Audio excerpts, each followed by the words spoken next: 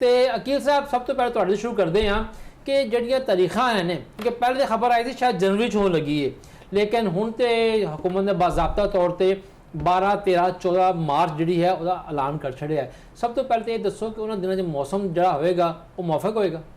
जी बिस्मिल्लाहिर्रहमानिर्रहीम, बहुत मेहरबानी जी तुसी स्टूडियो चो मदू किया। और असी दसदा चलां कि लास्ट टाइम भी असी यही रिक्वेस्ट की सी जो पहली बसंत होई है, तो असी उदों भी गौरमेंट में यही कहा सी कि तुसी रमज़ान तो बाद बसंत कराओ, क्योंकि एक महीना जिहड़ा है आलमोस्ट वो कोई धुंदां दा मौसम की खराबी की वजह नाल मैਨੂਫੈਕਚਰਿੰਗ का इशू आएगा, तो बेहतर है कि तुसी ईद तो बाद कराओ।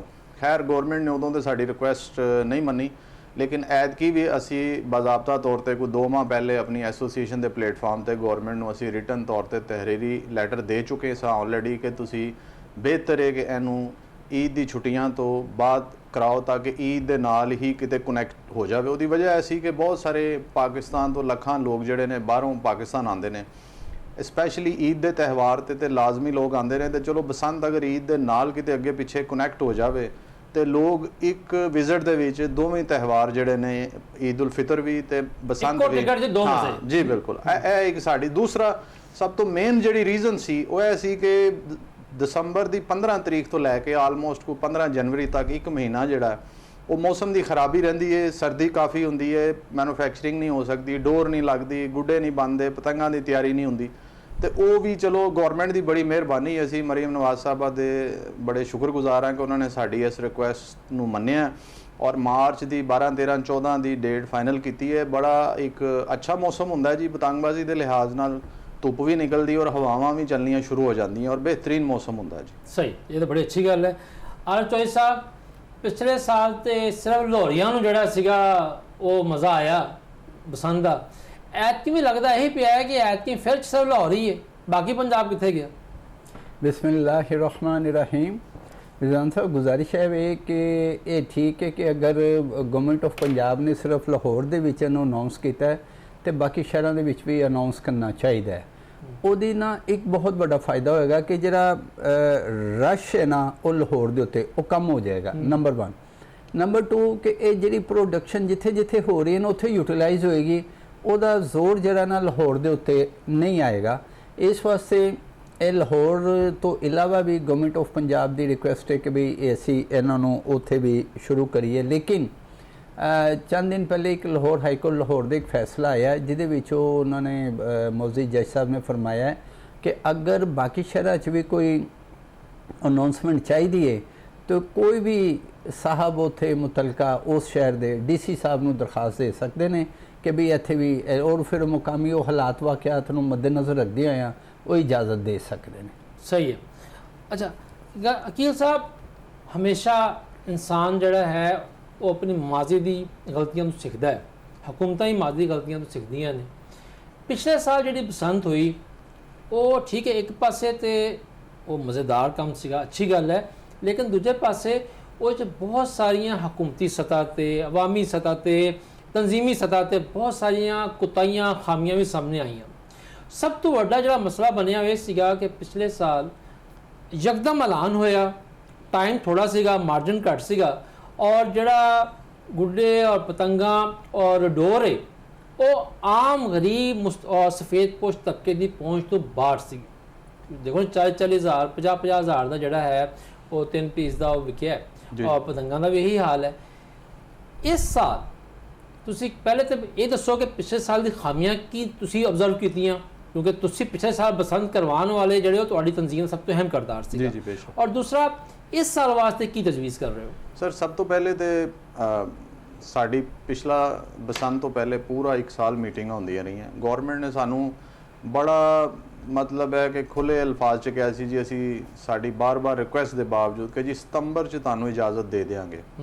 गौरमेंट ने सितंबर भी कट दिता और मैं जी साड़ी मीटिंग हुई मोहतरमा मरीम औरंगजेब साहबा नाल, वो मीटिंग च साड़ियाँ तकरीबन सारी एसोसीएशनस मौजूद सन। मैं और मीटिंग च पॉइंट चुकिया सी कि चूँकि तुसी जिन्ना इनू लेट करोगे अगों 1 महीने वास्ते मौसम खराब आ जाएगा, तो प्लीज़ इनू जल्दी इजाज़त दे दो ताकि मैਨੂਫੈਕਚਰਰਸ ਨੂੰ टाइम मिल जाए और खरीदार ਨੂੰ ਜਿਹੜਾ है वो प्रॉपर चीज़ मिल जाए। है ना हो कि फड़ लो पै जाए जो कि हो गया है कि पिछली दफ़ा जड़ा होया। ਲੇਕਿਨ ਗਵਰਨਮੈਂਟ ਨੇ 31 ਦਸੰਬਰ 2025 ਨੂੰ ਨੋਟੀਫਿਕੇਸ਼ਨ ਕੀਤਾ, ਜਦ ਕਿ ਧੁੰਦਾਂ ਸਨ, ਮੌਸਮ ਫੁੱਲ ਖਰਾਬ ਸੀ ਔਰ ਮੌਸਮ ਠੀਕ ਹੁੰਦੇ ਹੁੰਦੇ ਆਲਮੋਸਟ ਕੋ 15 ਤੋਂ 20 ਜਨਵਰੀ ਲੱਗ ਗਈ ਸੀ, ਤੇ ਉਸ ਤੋਂ ਬਾਅਦ ਤੁਹਾਨੂੰ ਪਤਾ ਹੈ ਕਿ ਫੌਰਨ ਫਰਵਰੀ 'ਚ ਬਸੰਤ ਸੀ, ਤੇ ਮੈਨੂਫੈਕਚਰਿੰਗ ਦਾ ਬਿਲਕੁਲ ਟਾਈਮ ਨਹੀਂ ਮਿਲਿਆ। ਜਿਹਦੇ ਕੋਲ ਜੋ ਸਮਾਨ ਸੀ ਉਹਨੇ ਮੂੰਹ ਮੰਗੇ ਆਪਣੀ ਕੀਮਤ ਤੇ ਲੋਕਾਂ ਨੂੰ ਵੇਚਿਆ। ਆਮ ਆਦਮੀ ਜਿਹੜਾ ਹੈ ਉਹ ਇਹ ਸਮਝ ਲਓ ਕਿ ਉਹ ਇਸ ਬਸੰਤ ਨੂੰ ਸਿਰਫ ਛੱਤ ਤੇ ਖਲੋ ਕੇ ਦੇਖ ਹੀ ਸਕਿਆ, ਲੇਕਿਨ ਉਹਨੂੰ ਪ੍ਰੋਪਰ ਜਿਹੜਾ ਇਸ ਬਸੰਤ ਦਾ ਇੱਕ ਹੁਸਨ ਸੀ ਕਿ ਉਹ ਵੀ ਗੁੱਡੀ ਡੋਰ ਖਰੀਦ ਕੇ, ਉਹਦਾ ਬੱਚਾ ਵੀ ਖਰੀਦ ਕੇ ਨਾਲ ਪਤੰਗਬਾਜ਼ੀ ਨੂੰ ਇੰਜੋਏ ਕਰ ਲੈਂਦਾ, ਇਹ ਪੋਸੀਬਲ ਨਹੀਂ ਹੋ ਸਕਿਆ। ਲੇਕਿਨ ਚਲੋ ਇਹ ਪਹਿਲੀ ਬਸੰਤ ਸੀ, ਕੋਈ 20-22 ਸਾਲਾਂ ਦਾ ਇੱਕ ਸਮਝ ਲਓ ਕਿ ਗੈਪ ਸੀ ਔਰ ਪਹਿਲੀ ਦਫਾ ਹੋਈ ਹੈ। ਇਹਦੇ 'ਚ ਬਾਅਦ ਇੰਤਜ਼ਾਮੀ ਦੇ ਚਾਂਸ ਤੇ ਹੋਣੇ ਹੀ ਹੋਣੇ ਸੀ। ਗਵਰਨਮੈਂਟ ਨੇ ਮੇਰਾ ਖਿਆਲ ਹੈ ਕਿ ਕਾਫੀ ਸਿੱਖਿਆ ਇਸ ਚੀਜ਼ ਤੋਂ, ਔਰ ਗਵਰਨਮੈਂਟ ਨੇ ਖੁਦ ਵੀ ਇਸ ਚੀਜ਼ ਤੇ ਬੜੀ ਨਾਰਾਜ਼ਗੀ ਦਾ ਇਜ਼ਹਾਰ ਕੀਤਾ ਜੋ ਬਦ ਇੰਤਜ਼ਾਮੀ ਕੀਮਤਾਂ ਦੇ ਮੁਤਲਕ ਹੋਈ ਹੈ। ਉਹਨੂੰ ਹੀ ਹੁਣ ਕੈਟਰ ਕਰਨ ਵਾਸਤੇ ਗਵਰਨਮੈਂਟ ਜਿਹੜੀ ਹੈ ਇੱਕ ਖਾਸ ਏਰੀਆ ਜਿਹੜਾ ਮੁਖਤਸ ਕਰਨ ਜਾ ਰਹੀ ਹੈ, ਜਿੱਥੇ ਮੈਨੂਫੈਕਚਰਿੰਗ ਜਿਹੜੀ ਹੈ ਕਿ ਉੱਥੇ ਸਾਰੇ ਲੋਕ ਆ ਕੇ ਜਿਹੜੇ ਲਾਇਸੈਂਸ ਹੋਲਡਰ ਹੋਣਗੇ ਉਹ ਆਪਣੇ ਅੱਡੇ ਲਾਣ, ਉੱਥੇ ਆ ਕੇ ਡੋਰ ਦੀ ਮੈਨੂਫੈਕਚਰਿੰਗ ਜਗ੍ਹਾ ਤਜਵੀਜ਼ ਹੋਈ ਹੈ। ਕੋਈ ਜਗ੍ਹਾ ਜੱਲੋ ਦੇ ਕਰੀਬ ਬਾਰਡਰ ਦੇ ਕਰੀਬ ਜਿਹੜੀ ਹੈ ਉਹ ਜਗ੍ਹਾ ਤਜਵੀਜ਼ ਹੋਈ ਹੈ, ਜ਼ੇਰੇ ਗੌਰ ਹੈ ਉਹ ਜਗ੍ਹਾ। ਉਸ ਜਗ੍ਹਾ ਤੇ ਉਹ ਕਹਿ ਰਹੇ ਨੇ ਕਿ ਅਸੀਂ ਮੈਨੂਫੈਕਚਰਿੰਗ ਵਾਸਤੇ ਇਜਾਜ਼ਤ ਦੇਵਾਂਗੇ। ਪਹਿਲੇ ਸਤੰਬਰ ਦੀ ਡੇਟ ਸੁਣ ਰਹੇ ਸਾਂ, ਹੁਣ ਸੁਣਨ ਚ ਆ ਰਿਹਾ ਕਿ ਅਕਤੂਬਰ ਚ ਦੇਣ। ਸਾਡੀ ਤੇ ਰਿਕੁਐਸਟ ਹੈ ਕਿ ਇਹਨੂੰ ਫਿਲ ਫੋਰ ਇਹਦੇ 'ਚ ਇੱਕ ਦਿਨ ਦਾ ਵੀ ਜ਼ਿਆ ਨਾ ਕੀਤਾ ਜਾਏ। ਸਾਡੀ ਇਸਤਦਾ ਹੈ ਮੋਹਤਰਮਾ ਸਾਡੀ ਚੀਫ ਮਿਨਿਸਟਰ ਸਾਹਿਬਾ ਦੇ ਅੱਗੇ ਔਰ DC ਸਾਹਿਬ ਦੇ ਅੱਗੇ ਜਾਂ ਕਮਿਸ਼ਨਰ ਸਾਹਿਬਾ ਜਿਹੜੇ ਵੀ ਨੇ ਕਿ ਇਹਨੂੰ ਫੌਰੀ ਤੌਰ ਤੇ ਇਜਾਜ਼ਤ ਦੇ ਦਿਓ। ਉਹਦੀ ਵਜ੍ਹਾ ਇਹ ਵੇ ਕਿ ਇਹਨੂੰ ਜਿੰਨਾ ਲੇਟ ਕਰਾਂਗੇ ਬਦ ਇੰਤਜ਼ਾਮੀ ਦੇ ਚਾਂਸਸ ਉਹਨੇ ਜ਼ਿਆਦਾ। ਕੀ ਸਾਹਿਬ ਤੁਸੀਂ ਗੱਲ ਕਰ ਰਹੇ ਹੋ ਕਿ ਹਜੇ ਅਕਤੂਬਰ ਜਾ ਕੇ ਇਜਾਜ਼ਤ ਮਿਲਣੀ ਹੈ, ਲੇਕਿਨ ਜਿਹੜੇ ਖਾਸ ਬਾਖਬਰ ਹਲਕੇ ਨੇ ਜਾਂ ਲੋਕ ਨੇ ਉਹ ਅਜੀਬ ਤਰ੍ਹਾਂ ਦੀ ਗੱਲਾਂ ਕਰ ਰਹੇ ਨੇ, ਪਤਾ ਨਹੀਂ ਸੱਚੀਆਂ ਨੇ ਪਤਾ ਨਹੀਂ ਝੂਠੀਆਂ ਨੇ। ਕੋਈ ਕਹਿੰਦਾ ਹੈ ਕਿ ਜੀ ਪੰਜਾਬ ਹਕੂਮਤ ਦੀ ਇੱਕ ਬਹੁਤ ਅਹਿਮ ਸ਼ਖਸੀਅਤ, CM ਸਾਹਿਬਾ ਨਹੀਂ, ਮੈਂ ਇੱਥੇ ਵਜ਼ਾਹਤ ਕਰਦੇ ਹਾਂ, ਕੋਈ ਉਸ ਤੋਂ ਇਲਾਵਾ ਬਹੁਤ ਅਹਿਮ ਸ਼ਖਸੀਅਤ ਜਿਹੜੀ ਹੈ ਸਿਆਸੀ, ਉਹ ਜਿਹੜੀ ਹੈ ਕੋਈ ਲਾਹੌਰ ਦੇ ਨਾਲ ਹੀ ਕੋਈ ਸ਼ਹਿਰ ਹੈ ਸ਼ਾਇਦ ਕੋਈ, ਉੱਥੇ ਉਹਨਾਂ ਦੇ ਜਿਹੜੇ ਹੈ ਰਿਸ਼ਤੇਦਾਰ, ਉਹਨਾਂ ਨੇ ਕੰਮ ਸ਼ੁਰੂ ਕੀਤਾ ਹੋਇਆ ਹੈ ਕਿ ਜਨਾਬ ਆਲੀ 80-85 ਅੱਡੇ ਲਵਾਏ ਹੋਏ ਨੇ, ਹਰ ਅੱਡੇ ਤੇ ਜਿਹੜਾ ਹੈ ਉਹ ਬੰਦੇ ਕੰਮ ਕਰ ਰਹੇ ਨੇ ਔਰ ਰੋਜ਼ ਦਾ ਕੋਈ 1000-1200 ਚਰਖੀ ਬਣ ਰਹੀ ਹੈ।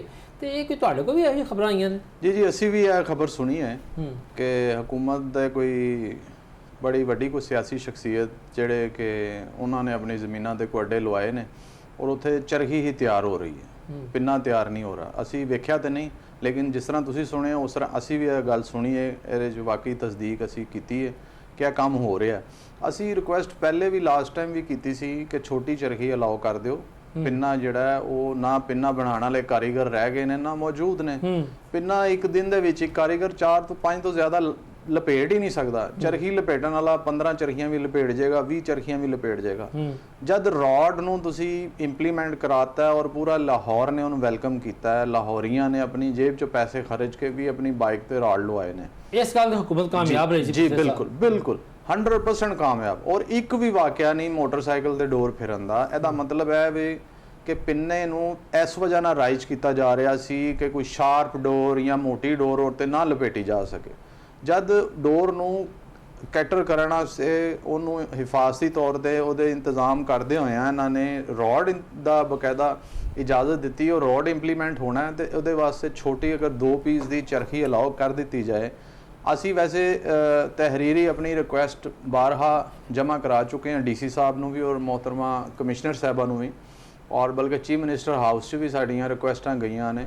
ਉਹਦੇ 'ਚ ਅਸੀਂ ਇਹਨਾਂ ਨੂੰ ਕਿਹਾ ਹੈ ਕਿ ਛੋਟੀ ਚਰਖੀ ਜਿਹੜੀ ਹੈ 2 ਤੋਂ 3 ਪੀਸ ਵਾਲੀ ਚਰਖੀ ਅਲਾਓ ਕਰ ਦਿਓ। ਉਹਦੇ 'ਚ ਲੋਕਾਂ ਵਾਸਤੇ ਬਹੁਤ ਸਹੂਲਤ ਔਰ ਆਸਾਨੀ ਹੈ। ਬਾਕੀ ਡੋਰ ਜਿਹੜੀ ਉਹਦੀ ਤੇ ਗੇਜ ਮੁਕਰਰ ਹੈ, ਉਸ ਤੋਂ ਉੱਤੇ ਮੋਟੀ ਡੋਰ ਨਾਲ ਲੱਗ ਸਕਦੀ ਹੈ। ਕੀ ਗੇਜ ਮੁਕਰਰ ਜੀ? ਉਹ 35 ਨੰਬਰ ਤੱਕ ਡੋਰ ਹੈ ਜੀ, ਜਿਹੜੀ ਉਹਦਾ ਟੈਕਸਟਾਈਲ ਦੀ ਲੈਂਗੁਏਜ ਅਗਰ ਪੁੱਛੋ ਤੇ ਉਹ 28 ਸਿੰਗਲ ਦਾ ਇੱਕ ਸਿੰਗਲ ਧਾਗਾ ਹੁੰਦਾ ਹੈ ਜਿਹਨੂੰ 9 ਪਲਾਈ ਕਰਕੇ ਤੇ ਫਿਰ ਉਹਦਾ ਧਾਗਾ ਬਣਦਾ ਹੈ। ਮੈਕਸਿਮਮ ਗੇਜ ਹੈ ਉਹਦੀ। ਸਹੀ।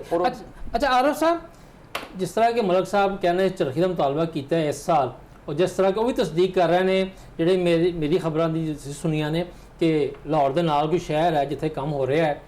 ਅਗਰ ਤੁਹਾਨੂੰ ਯਾਦ ਹੋਏਗਾ ਤੇ ਅੱਜ ਵੀ ਸੋਸ਼ਲ ਮੀਡੀਆ ਦੇ ਉੱਤੇ ਬੇਤਹਾਸ਼ਾ ਤਸਵੀਰਾਂ, ਬੇਤਹਾਸ਼ਾ ਵੀਡੀਓਜ਼ ਮੌਜੂਦ ਨੇ ਪਿਛਲੀ ਪਸੰਦ ਦੀਆਂ, ਜਿਸ ਵੇਲੇ ਹਕੂਮਤ ਨੇ ਚਰਖੀ ਦੇ ਨਾਂ ਤੇ ਪਾਬੰਦੀ ਲਾਈ ਹੋਈ ਸੀ ਔਰ ਪੁਲਿਸ ਨੇ ਚਰਖੀ ਦੇ ਨਾਂ ਤੇ ਦਿਹਾੜੀ ਲਾਈ ਹੋਈ ਸੀਗੀ।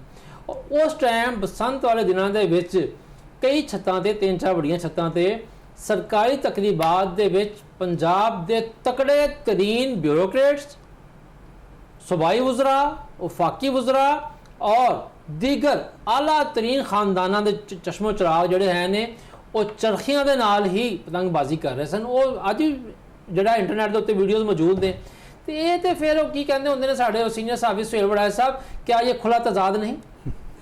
जी बिल्कुल दुरुस्त है कि अगर तुसी असी ये सोशल मीडिया कंटेंट्स देखिए ना तो बिल्कुल वादे तौर पे और माशाल्लाह उस वक्त पंजाब की सियासत की बड़ी तगड़ी शख्सियात जिहड़े ने ना, और बल्कि ना सिर्फ चरखियां बल्कि उन्होंने जरा वो पतंग गुड्डे वो भी ओवरसाइज ही गए सन, ओवरसाइज सन, बल्कि वो ਜਿਹੜੇ साहब वो कोशिश कर रहे सन वो रांदे उन्होंने कद के बराबर वो एक गुड्डा है। मैं हमेशा कहना ये वाकई इस टाइम जी साड़ी हुकूमत है ना वो वाकई ओवरसाइज हो गई है, इसी वास्ते ना कुछ हल्के कट टू साइज कर रहे हैं। तो इस वास्ते कि अगर गवर्नमेंट ऑफ पंजाब के सरकर्दा साहिबान लीडर्स या जो भी उन्होंने MNAs मिनिस्टर्स ने अगर वो इनू इस्तेमाल कर सकते तो why not public at large क्यों नहीं वो कर सकती।